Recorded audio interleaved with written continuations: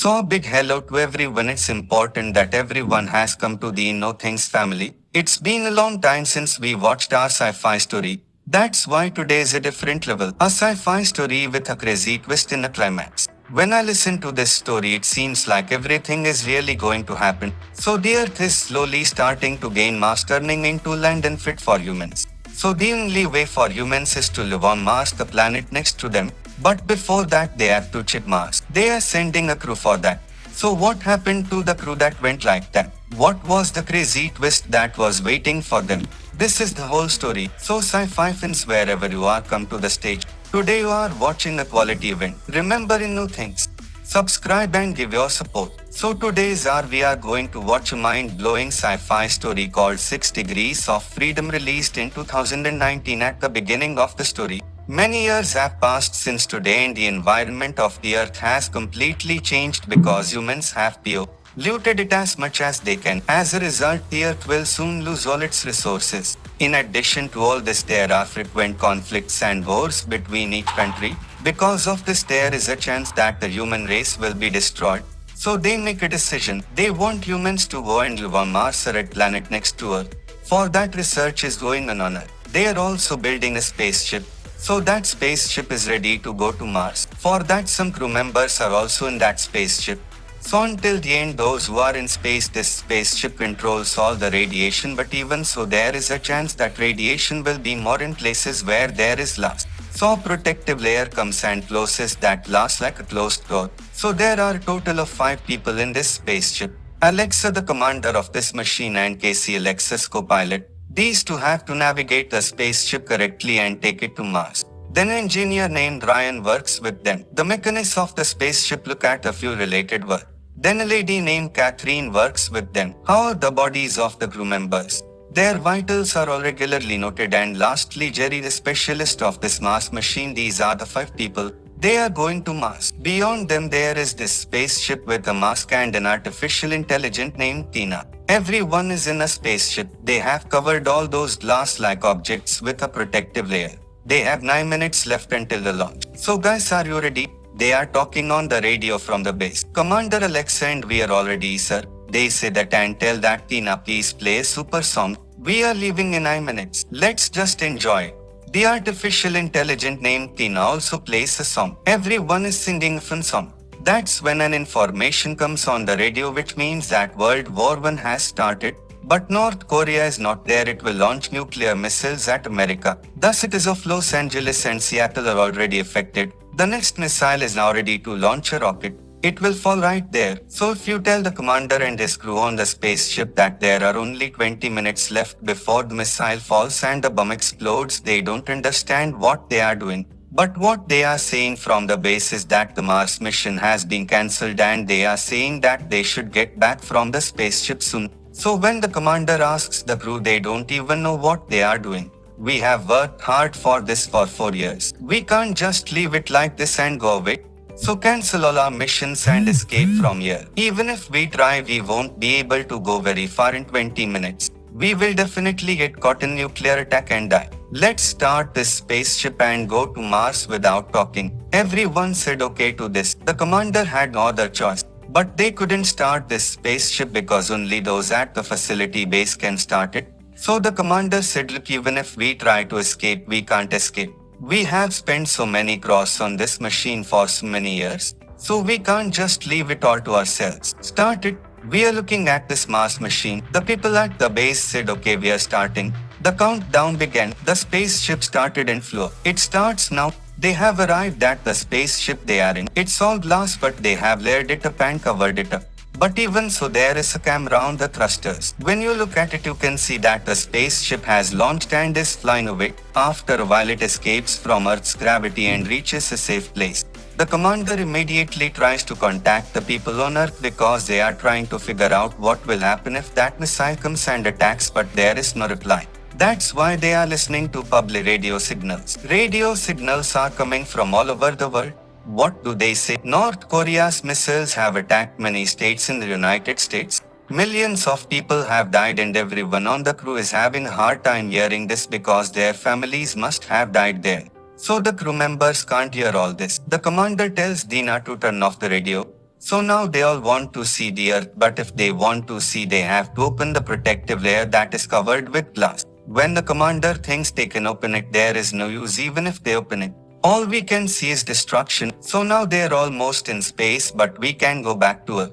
So what does the pilot Casey say? We can't go. We landed this ship in the middle of the ocean. So our safe must be there. So then Jerry, the specialist of this Mars mission, tells us something. The scientist's theory has now been confirmed. Have you seen the Fermi paradox? There must have been many creatures like humans in this universe on other planets, but none of them have ever contacted us.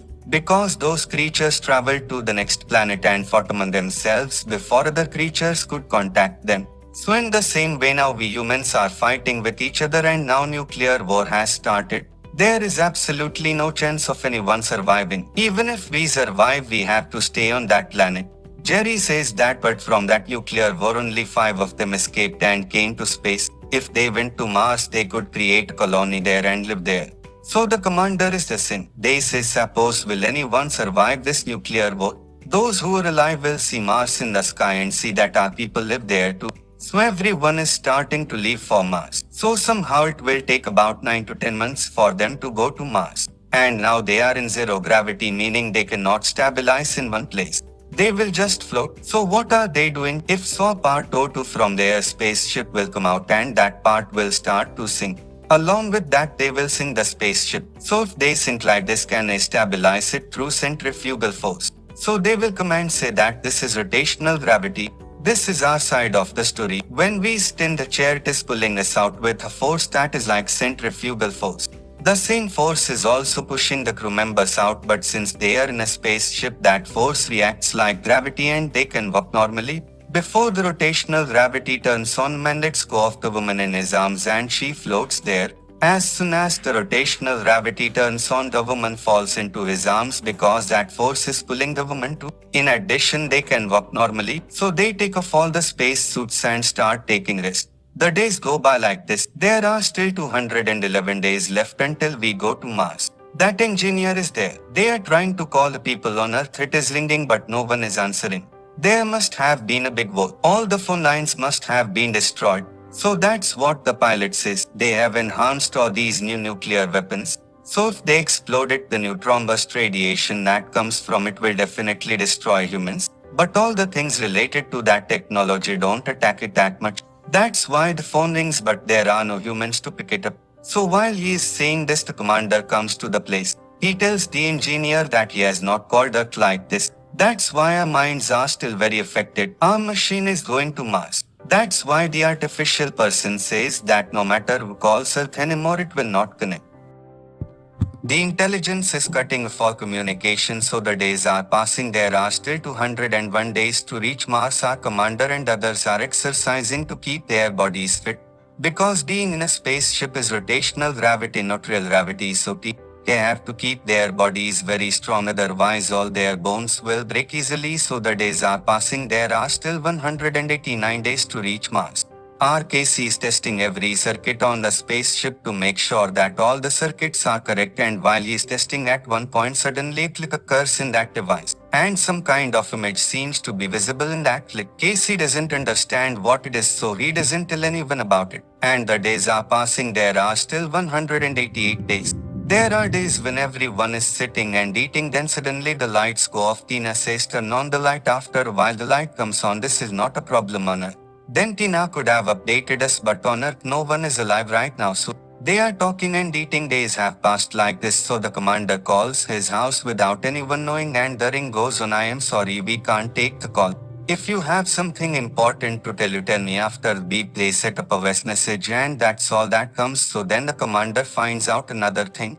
This cruel engineer lady and the machine specialist are making lavender getting, so they come to meeting and tell them, we shouldn't do this. Maybe you will have child if the baby is born. We can't handle it alone. Casey is there. What is he saying? We only have enough food for 5 people. If you are pregnant, you need to feed the baby. You need more calories. If the food supply is depleted, we will die soon. So they say that we are controlling all our feelings and focusing on the machine.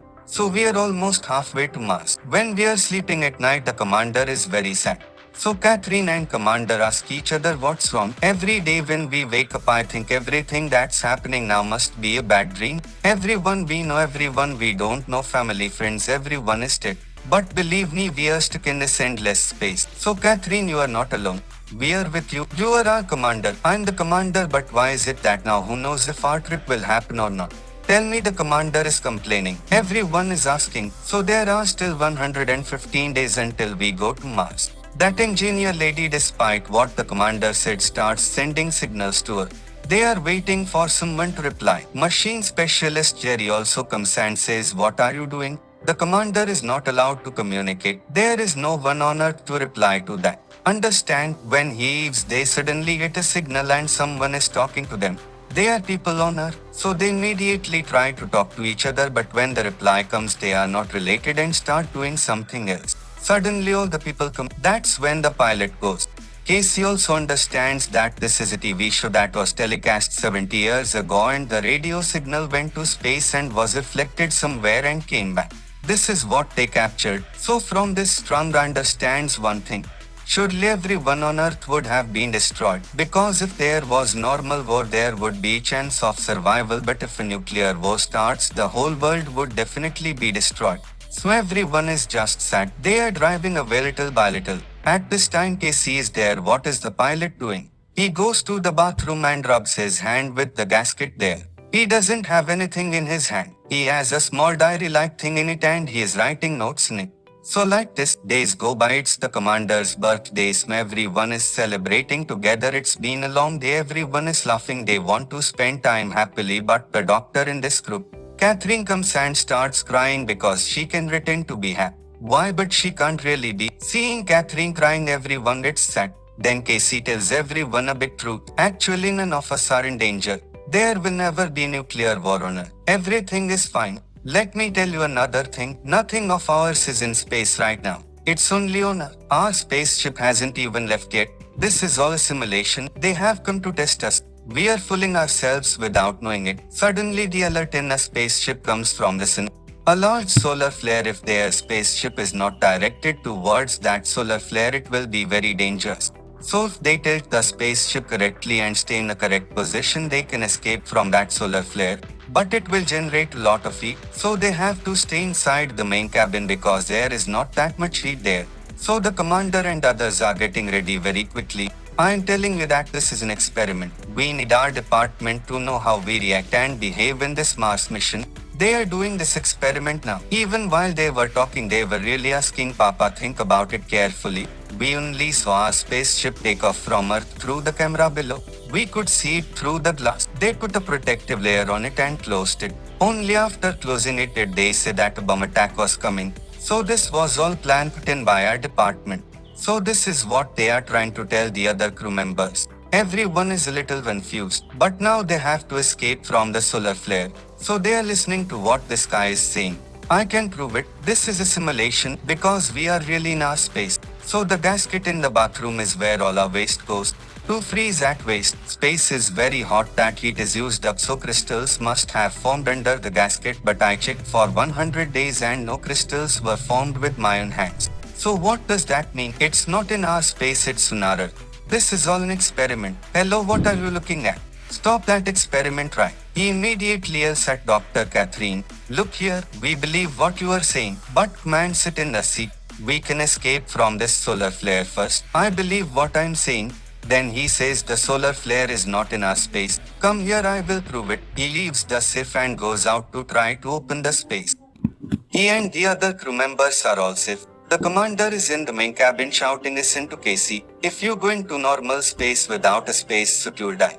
There is another solar flare coming. You will definitely not survive. This is all a simulation experiment.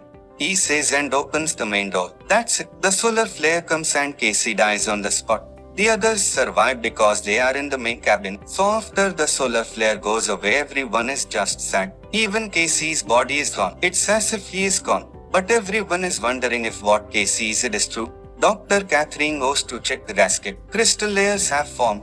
They say that they have formed. So what does it mean that they are in space? They are all sad because Casey died without knowing this, but still another doubt comes to their mind. Maybe Casey said it was true and now the people outside are creating the crystals they need in that casket. Maybe it's possible that this could be a simulation like what he said. So the commander and his men are confused, not knowing if this is an experiment or if we are in a simulation. We will do the work we were given, so they continue to stay in that spaceship.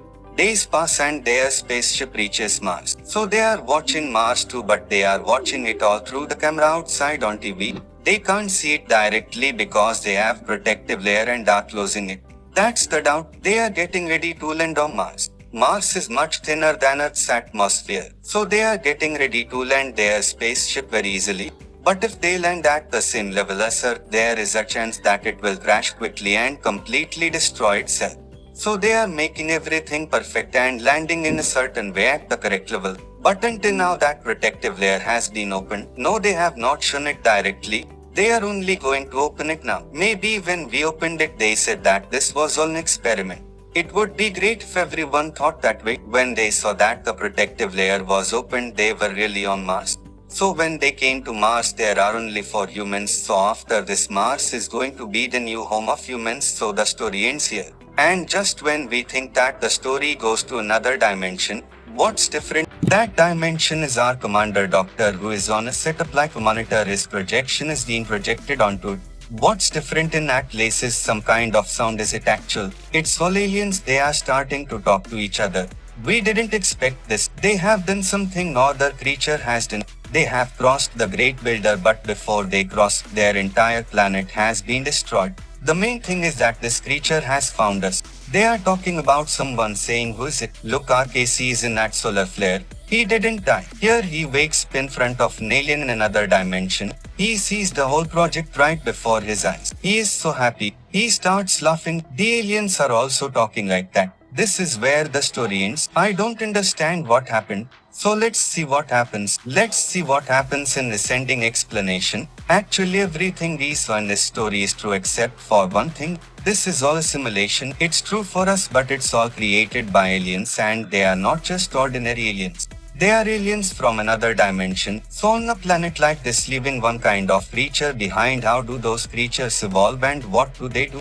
That's what the aliens from the other dimension observe. It's the work of people, so like the aliens impressing as if some creatures evolve, well, these aliens will come and give those creatures accessibility to the next dimension. To put it simply, it's like an upgrade. So in the same way, this Earth is a simulation created by aliens.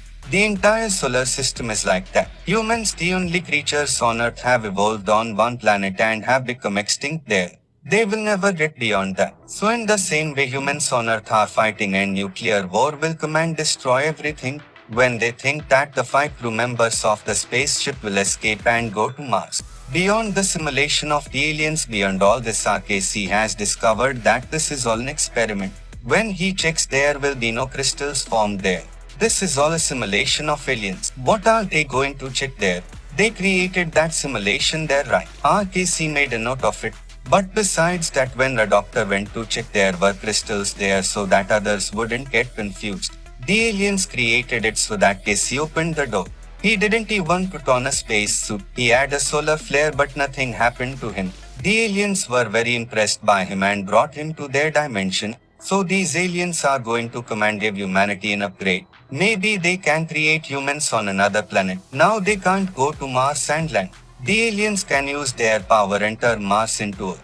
So who knows, the aliens are going to give humans another chance. These humans may become aliens from another dimension in the future. So what's the beauty of this story? If so, there is a chance that this could be true in our real life. Maybe we are all an experiment with aliens. It could all be a simulation. Scientists never say that this is 100% false. There is a chance for everything in this universe. So if this is a simulation, there is definitely a C. Aliens gave me a C. That's why I brought this story, because it was little different. There is a 5-star movie tomorrow. So come and see me tomorrow. Remember the film role you are watching. Subscribe and support us. We will see you tomorrow in our next level movie. Lots of love, guys.